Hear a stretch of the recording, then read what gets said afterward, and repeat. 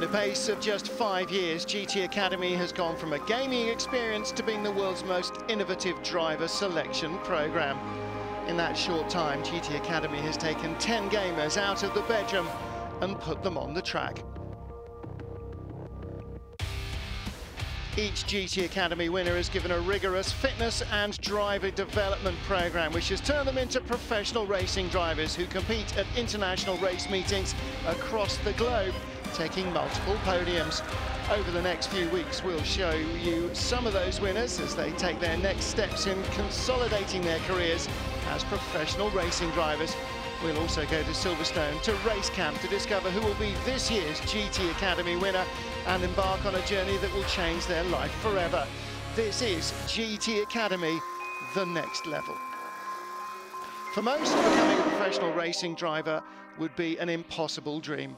In 2008, that all changed when a new and innovative competition was created where one gamer could become a professional racing driver. The first gamer to go from virtual to reality was Spaniard Lucas Ordóñez, who competed against 20,000 other gamers from across Europe for the opportunity of a lifetime.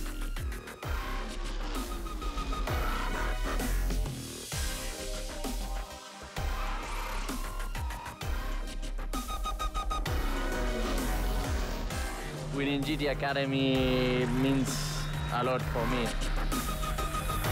I was a normal student from Madrid and completely changed my life.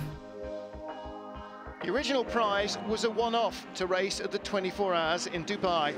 But 5 years on, Lucas still travels the world as a professional racing driver and has taken podiums at every level he's driven at.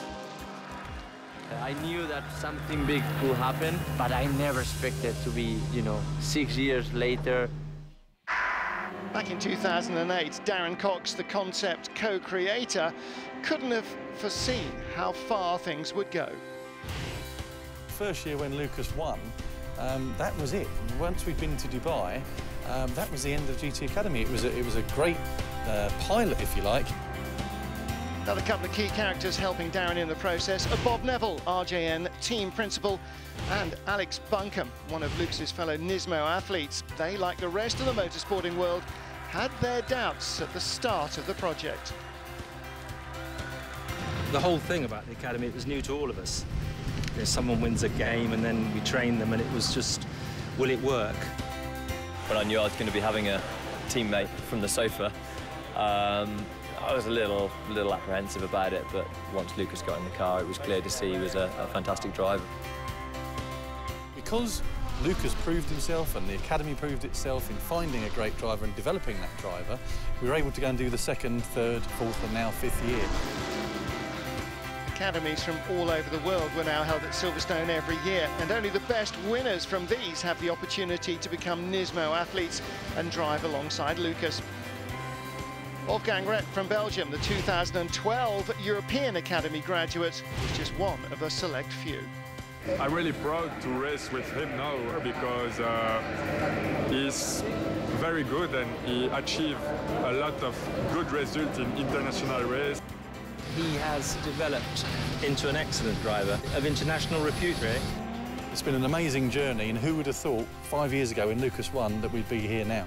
The family is growing and, it's amazing how far we're going.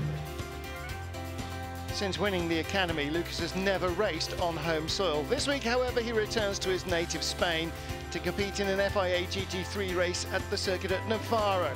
He can take in familiar landscape as he heads to the track.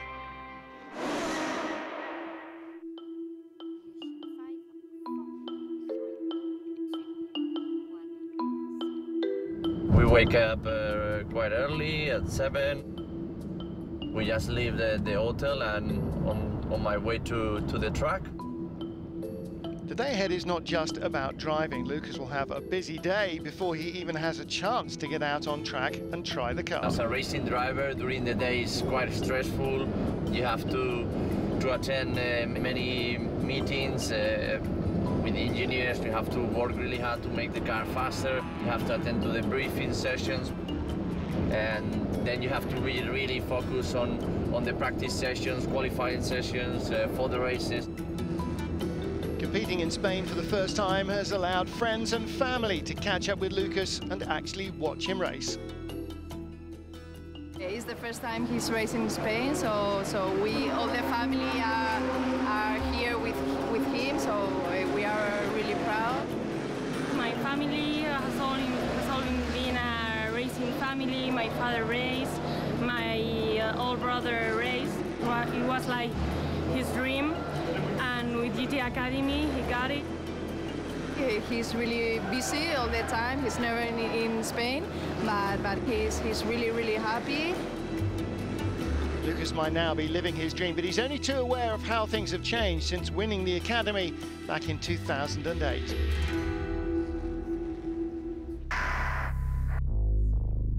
I started to travel a lot around Europe, competing Dubai 24 hours with ex-Formula 1 drivers. I had really nearly no idea how to speak English, and in 3-4 months I learned, you know, now 5 years later, here we are, no? The last 5 years have been very successful ones for Lucas, and it's in no small part down to his determination to become a racing driver. My brother had experience in professional racing. I followed his advice. He told me, Lucas, your target is not to do well in Dubai 24 hours. You know, I really worked hard during the winter to show all the people involved in GT Academy that I wanted to go further, and that's what happened. That first season saw Lucas take a podium, finish twice in the GT4 European Cup, and finish second in the drivers' points. You know, 6 months later than winning from the PlayStation, being in the podium in an international race such as GT4 European Cup was absolutely amazing. In 2011, Nismo Athlete program stepped Lucas up to LMP2. In his first season, he came second at the most prestigious endurance race in the world, the Le Mans 24 Hours, and won the WC Intercontinental Cup with Simutek. Being in the second step of the podium was just incredible, no? Very emotional, remembering all the family, all the friends, all the people who's been supporting me all the years. Yeah, it's an amazing feeling. It's the best feeling I had in my life. Lucas is now a test driver for Nissan and continues to develop his career, racing both GT and LMP2. Today at Navarra, he's back with RGM Motorsport, the team he first joined after graduating from the Academy. They know more than anyone what they are getting when Lucas is in the car. He's got a cautious build-up. He never charged headlong into a situation. He listens to what me and the engineers have to say, and you know, he does the jobs. He'll deliver a safe package and then ultimately a very fast package. Excellent for endurance racing. The last 2 years have seen Lucas go from pupil to teacher, and now he mentors alongside the likes of Formula 1 legend Johnny Herbert within the Academy, showing prospective candidates what can happen if you continue to improve as a Nismo athlete. Lucas is an excellent role model for all the up-and-coming Academy winners. Fantastic CV he's now got. They see that and they think, well, that could be us. Because he's the first winner, we could learn a lot with him. He's very good at teaching us and mentoring us, especially at the beginning of the season. When they're sharing a car with him, like Wolfie, he will share his data and help them as much as he can, as does, of course, Alex Buncombe, who did that for him when he started. His career's improving every year, and you know, long may it continue. He's a fantastic guy and a driver. So. And so when Alex and Lucas drive together, that is a magic combination. Lucas and Alex are once again partnered for today's Navarra race. They'll drive in car 35. Also driving this weekend in the FIA GT competition are two of last year's Academy winners. Steve Doherty from the North American Academy, who's partnering Wolfgang Wright in car 32. Unfortunately, the weekend doesn't get off to the best of the starts for Lucas and Alex in the first round of qualifying.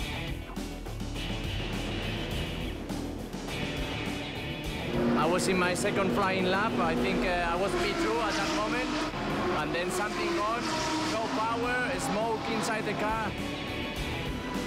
We had a car for nearly top 3 in qualifying overall, and we lost the opportunity. That's it. That's racing. The engine was checked for damage and the mechanics worked through the night to replace it for the next qualifying session. And despite having a 30-second penalty for that engine change, Lucas and Alex still managed to qualify 13th, just behind Wolfie and Steve. Before Alex gets things underway, Lucas gets to soak up the atmosphere on the grid. Oh, it's a really special weekend for me, you know, first time in nearly 6 years. You know, look at the ground, it's spectacular. No? We are in the middle of nowhere in Spain, and you know, the crowd looks really, really awesome. So, yeah, hopefully we can give them a good rest.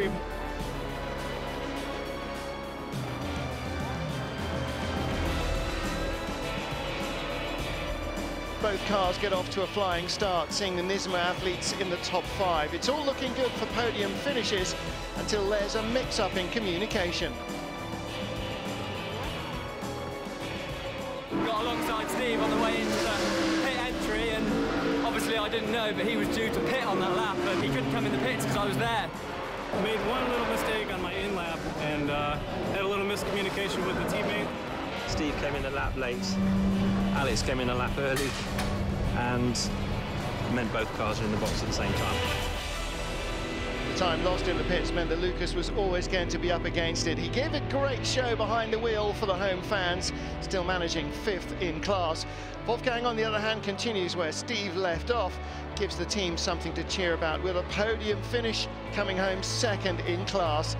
And despite everything that's happened, Lucas is upbeat about their weekend in Spain. Well, racing here was amazing, no? Amazing to see many Spanish fans following us and following me especially, you know. Very emotional, no? Great effort. The team worked really hard changing the engine last night. Now they deserve some rest, and me as well. No, I've been 2 months out of home in all around the world, so looking for some family time.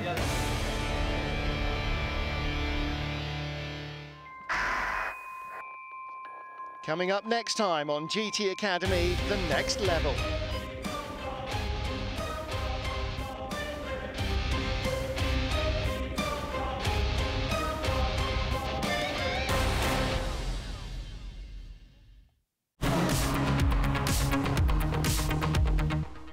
Nissan Nismo takes the GT Academy to the next level. Performance unleashed.